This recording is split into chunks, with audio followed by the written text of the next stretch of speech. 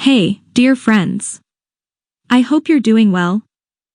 Welcome to my new tutorial on the Smart Assistant channel.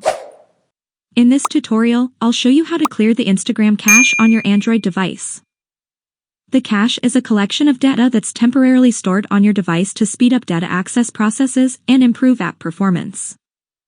Over time, this cache can become overloaded or outdated, which can lead to app performance issues. Without further ado, let's get started with the cleaning process. The first thing you need to do is to go to Settings. Now, scroll down, find the Apps option, and go into it. After that, in the upper right corner of the screen, tap on this search to immediately find the Instagram app. In the search, type Instagram and then tap on the app.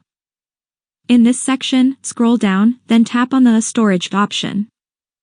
And finally, in the lower right corner of the screen, tap on the Clear Cache option. Great, you've now cleared the cache from your Instagram app. That's it for this short video. If you found the video useful, please like it and subscribe to the channel. Thanks for watching, see you soon.